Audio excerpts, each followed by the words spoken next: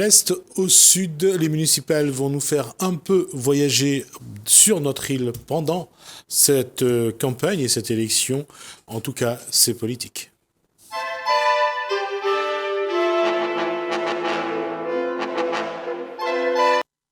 Bonsoir, Éric Ferrer. Bonsoir, Gismi Ramoudou. Bonsoir, La Réunion. Vous êtes candidat? Oui, je suis candidat aux élections municipales et dans quelle ville? Dans la commune des Avirons. D'accord. C'était mûrement réfléchi parce que c'est pas votre premier, je pense. Ah oui, bien sûr. Ouais. J'ai fait une période, je veux dire, de retrait en 2014 parce que je me suis pas présenté. À l'heure d'aujourd'hui, je ne suis pas élu. Ouais. Et donc j'ai fait un travail de terrain depuis déjà 6 ans et ça a été mûrement réfléchi, effectivement. Alors, juste avant, est-ce qu'on peut se connaître un petit peu mieux Éric Ferrer? Qui est Éric Ferrer? Écoutez, je suis père de famille, donc j'ai 3 enfants, j'ai 56 ans, j'habite aux Avirons donc depuis plus de 30 ans maintenant. J'ai travaillé longuement dans le milieu rural puisque je faisais partie à l'époque de l'équipe de l'Association pour la promotion milieu rural. Donc j'étais formateur, animateur au niveau du plan d'aménagement des Hauts. J'ai ensuite pris la direction d'une société de coopérative agricole qui s'appelle Avipol Réunion, donc pendant 10 ans. Et ensuite, j'ai rejoint la région jusqu'à maintenant, donc je travaille à la région. J'allais dire, hormis l'Éric Ferrer que je connais, poète, écologiste sur Facebook, qu'est-ce qui anime aujourd'hui? Qu'est-ce qui anime Éric Ferrer? Parce que ça fait un moment que vous êtes sur la scène politique. Vous avez commencé avec quel âge? J'ai commencé... au départ, c'était associatif. Donc, j'étais un militant associatif avant de devenir un militant politique. Donc, je devais avoir 25 ans quand j'ai commencé à me présenter aux Avirons. Et vous parliez de la fibre écologique, mais surtout de l'histoire. Je suis un passionné de l'histoire, donc l'aspect écologique. Qu'est-ce qui m'anime? C'est l'amour de mon île, l'amour de mon île. Et bien entendu, la commune où j'habite, puisque c'est une commune que je défends. Aussi bien quand j'étais à l'époque dans l'opposition, j'estime, et beaucoup de gens le disent, même les élus de la majorité le disent aujourd'hui, que j'étais avant tout une opposition constructive, parce que j'ai fait avancer quand même à ma manière en étant dans l'opposition, donc les dossiers de la mairie. Michel Dennemont, c'était votre meilleur ennemi? Pas du tout. Michel Dennemont n'est pas un ennemi, Michel Dennemont a été un adversaire, c'est quelqu'un que je respecte. Je le croise, on se dit bonjour, on échange, mais je veux dire, on n'avait pas la même vision politique des choses, mais au contraire, non, c'est pas du tout un ennemi, c'est quelqu'un que j'apprécie au fond de moi-même. Sur un plan purement politique, comment vous avez commencé? Quel a été votre parcours politique jusqu'à maintenant? Figurez-vous, quand j'ai démarré en 95, j'avais créé un parti qui s'appelait Participer et Agir. Déjà à cette époque, je prenais le concept de la participation politique. Et j'estime, moi, qu'un élu, et j'ai toujours dit, un élu est avant tout une oreille attentive. Parce que beaucoup d'élus pensent avoir la science infuse parce qu'ils sont élus, ils ont le pouvoir, ils ont les responsabilités. Pour moi, c'est une oreille attentive. Et donc, mettre en place une politique participative de manière sincère, vous voyez très bien ce qui s'est passé avec la révolte des Gilets jaunes. Donc les gens ne se retrouvent plus du tout dans les politiques. On a l'impression de leur donner un chèque en blanc et après ils font ce qu'ils veulent. Et donc mettre en place de manière sincère sur un territoire comme notre commune des Avirons, une politique participative, c'est d'être au plus près de la réalité, au plus près des préoccupations des habitants et surtout avoir l'adhésion des habitants quand on met ce processus en place. C'est avec cette posture que vous avez commencé cette campagne? Oui, cette campagne, tout à fait. Parce que mais je suis naturellement comme ça, je fonctionne comme ça.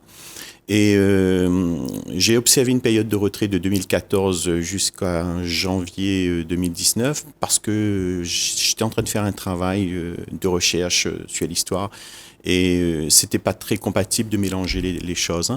Donc j'ai fait ce travail, donc ça m'a permis de sortir donc mon premier livre qui s'appelle Mémoire, Identité et mémoire des Avirons. J'espère que vous reviendrez me présenter l'ouvrage. On aura l'occasion, j'espère bien, et le deuxième tome est prêt aussi. Et donc, aussitôt, donc en janvier, j'ai commencé à mettre en place ce que j'appelle des réunions citoyennes, parce que je ne veux surtout pas, en tant que candidat, arriver avec un projet que j'ai conçu moi-même et en disant je sais ce qu'il faut pour la population. Pour la simple et bonne raison que je ne vis pas dans tous les quartiers. Je n'ai pas tous les problèmes que les gens ressentent. Et donc, en allant dans ces différents quartiers, en mettant en place des réunions citoyennes, l'objectif, c'est de faire parler les gens de comment fonctionne leur quartier, qu'est-ce qui va et qu'est-ce qui ne va pas. Et c'est de ce travail-là que j'ai pu construire le projet, que d'ailleurs, avant de présenter ma candidature à la presse, le 15 décembre de l'année dernière, j'ai présenté le projet à la population. J'ai dit, est-ce que c'est bien ça? Est-ce que c'est bien ça que j'ai entendu? Est-ce que c'est bien ça que les Avironnais souhaitent? Et après ça, je me suis déclaré candidat en disant que je vais porter ce projet.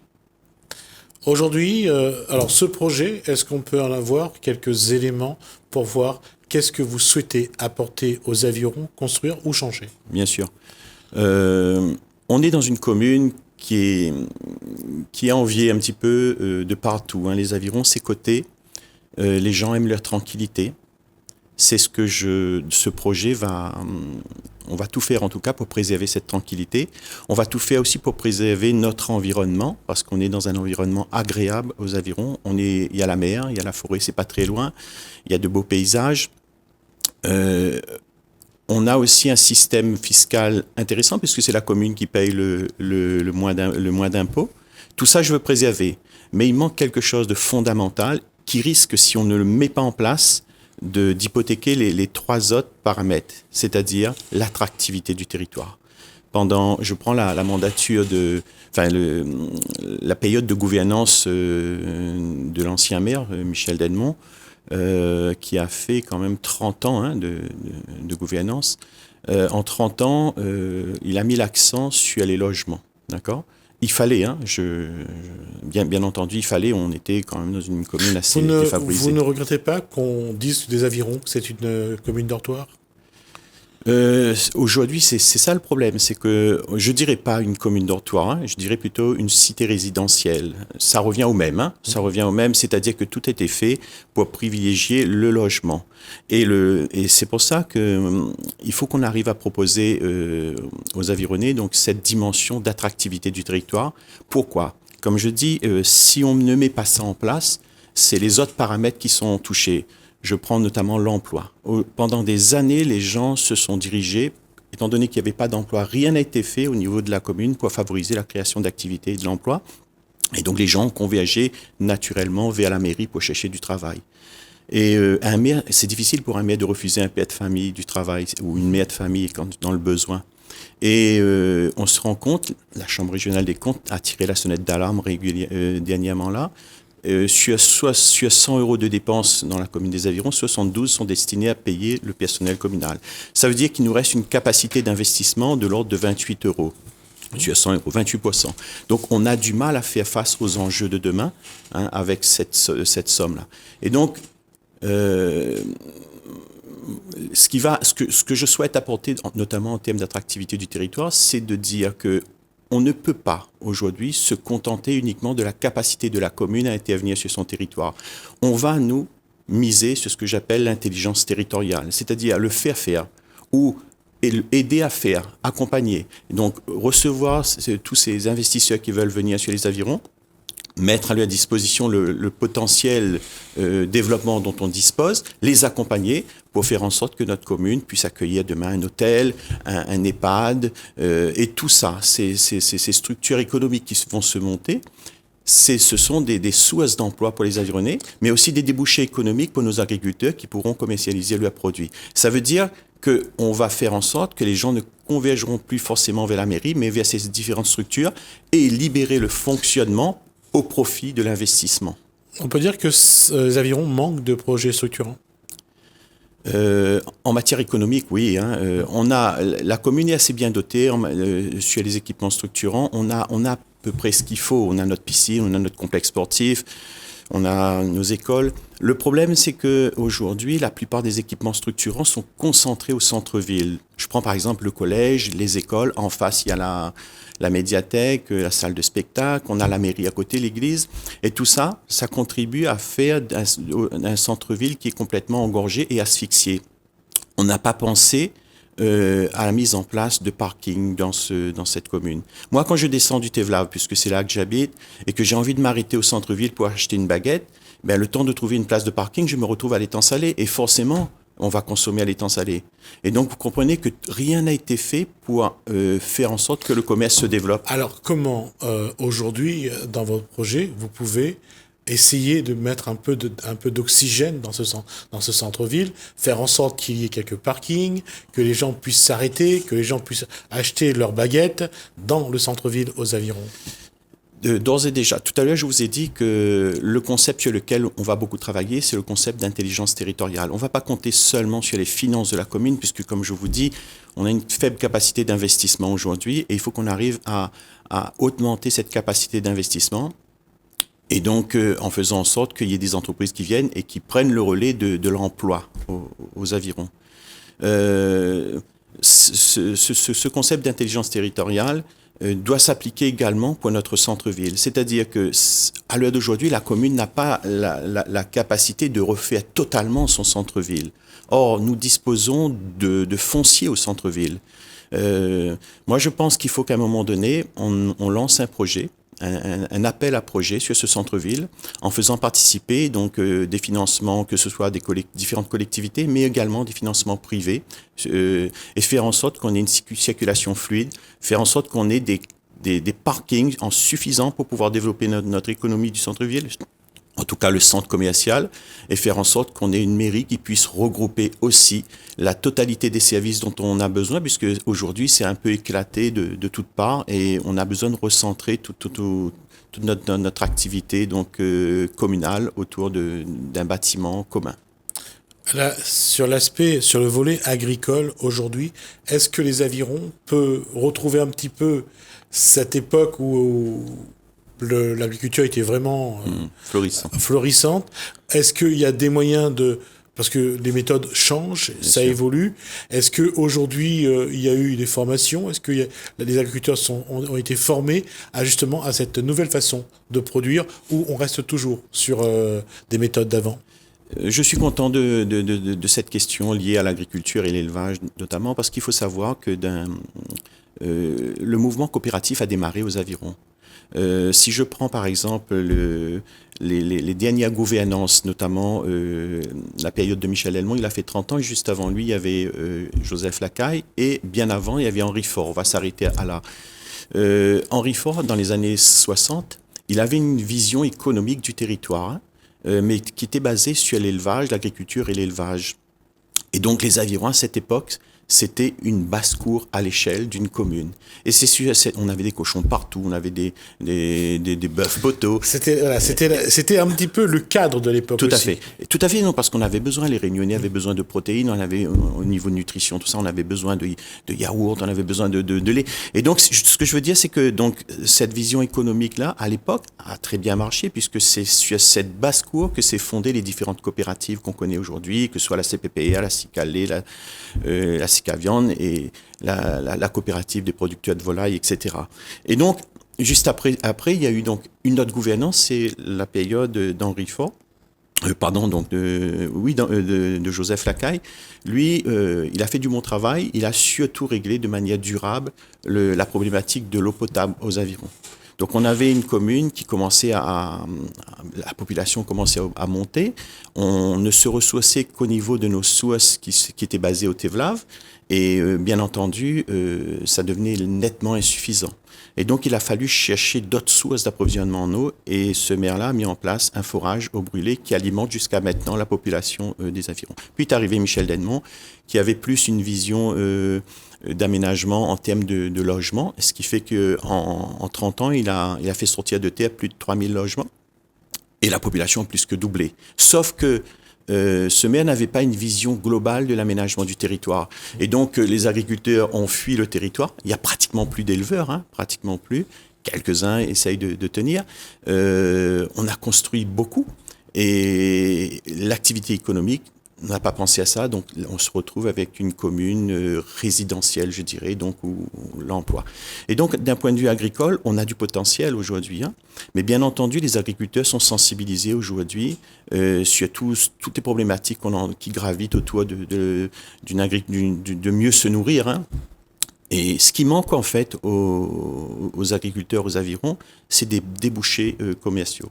C'est pour ça que dans les projets on va mettre en place, même s'il s'agit de projets particuliers, que ce soit des hôtels, un EHPAD, la restauration scolaire, notamment au niveau de la mairie, et même on a un lycée, on a un collège et tout, il faut qu'on arrive à signer des chartes de production qui relient directement le producteur et le consommateur. Mettre un peu plus d'agriculture des avirons dans les assiettes des enfants, que ce soit des écoles primaires, des collèges ou du lycée, c'est quelque chose quelque chose de fondamental parce que ça va remotiver tout de suite les agriculteurs. Donc il y a des terrains qui sont en friche, ils vont reprendre ça. Il y a des jeunes qui veulent s'installer, mais ils n'ont pas forcément la maîtrise de la commercialisation. Ils savent produire, hein, nos agriculteurs, mais ils ont du mal quelquefois à vendre et il faut favoriser aussi ce cycle court-là. Donc, pas seulement le cycle court, je veux dire, il faut aussi que les produits correspondent à un cadre pour pouvoir être dans la restauration scolaire. C'est ça le gros problème des agriculteurs à La Réunion. C'est qu'ils n'arrivent pas à produire en quantité pour rentrer dans le cadre. Oui. C'est-à-dire, c'est un problème, en fin de compte, d'organisation de la production. Et il y a des coopératives qui se sont mises en place comme Vivea et tout, donc certains font partie déjà de ça. Et il faut qu'on travaille avec eux pour qu'on ait de la régularité dans cette production. Parce que, en fin de compte, la collectivité, elle a envie, elle, de travailler avec ces producteurs-là, mais effectivement, il faut arriver à fournir régulièrement parce que donc les enfants, ils ont besoin de... Parce que d'autant que les marchés établis par les établissements scolaires sont sur c'est une programmation sur l'année. Tout à fait. Donc, avec des appels d'offres derrière tout ça. On peut orienter un petit peu la loi nous donne la possibilité aujourd'hui de favoriser la production locale, etc., des cycles courts, mais encore faut-il que les agriculteurs soient regroupés et il faut que l'on s'attache avec eux à faire un travail dans ce sens-là. Aujourd'hui, si on regarde au niveau de la population, quelles sont leurs attentes? Qu'est-ce qu'ils vous demandent aujourd'hui? Quelles sont leurs demandes plus importantes? Mais vous savez, globalement, aux avirons, ce que les gens cherchent, comme je le disais tout à l'heure, c'est qu'on maintienne cette tranquillité. On aime bien maintenir notre environnement, maintenir notre fiscalité, donc ça, les gens y tiennent, mais ce qu'ils attendent aujourd'hui et donc ce qui ressort du terrain quand on fait nos réunions citoyennes, c'est cette attractivité donc du territoire. Les gens ont besoin de travailler, ils ont besoin de la dignité, ils veulent pas demander l'aumône, hein, ils veulent pas de l'assistanat, ils ont les capacités. Moi, j'ai des jeunes bac+3, bac+5 qui sont au chômage aux avirons et donc cette attractivité du territoire, c'est quelque chose de fondamental et c'est ça qui va nous amener la possibilité de répondre aux besoins notamment de cette jeunesse. Le tourisme, c'est un élément sur lequel je pense que vous allez travailler. Tevlav représente un site qui peut amener des vrais projets pour ces jeunes diplômés. Comment concilier tout ça? Alors, il faut savoir une chose, c'est que je veux faire des Avirons une commune pionnière en matière de développement durable. Je reviendrai, s'il faut, sur cet aspect des choses. Le tourisme... Il nous reste 1 minute et demie. D'accord. Donc, le tourisme, ça sera un des pivots de l'économie de notre commune, puisqu'on est bien situé aux Avirons. On est le carrefour entre l'ouest et le sud. On a une partie littorale, on a une forêt donc très intéressante, notamment une forêt d'espèces endémiques. Le village du Tevlav, il a perdu ces dernières années sa vocation de village créole. On n'a pas suffisamment imposé dans le cadre de notre plan local de l'urbanisme, donc des prescriptions pour pouvoir maintenir ce caractère créole et cette ambiance de vie qu'on connaît dans les Hauts. Il faudra être courageux au niveau de cette mandature et c'est d'inscrire un certain nombre de prescriptions. On ne doit pas construire n'importe quoi dans un village comme ça, on doit respecter un certain nombre de normes. Il faut que ce village puisse avancer et devenir un véritable village de caractère qui sera là aussi un levier pour notre développement économique de demain. Je donne 40 secondes pour adresser votre message. Chers Avironnais, chères Avironnaises, mes chers amis, je me suis lancé dans cette bataille des municipales. avant tout parce que j'aime cette commune. J'ai fait un travail en profondeur avec vous depuis déjà 1 an. Et vous me connaissez tous depuis déjà des années puisque je suis engagé en politique depuis quelques dizaines d'années. J'ai vraiment envie que cette commune bouge, cette commune soit vivante, qu'on soit reconnu comme une commune, une belle commune, non pas seulement par sa fiscalité, mais aussi par ses paysages, par notre attractivité, par l'envie que les gens auront de venir sur notre territoire investir. Merci. Merci Éric Ferrer, donc vous êtes candidat au municipal des Avirons, donc des 15 et 22 mars. Merci à vous d'avoir répondu à notre invitation. Je vous remercie de nous avoir suivis. Merci à vous pour votre fidélité. Merci Hélène, merci François, je vous dis à bientôt.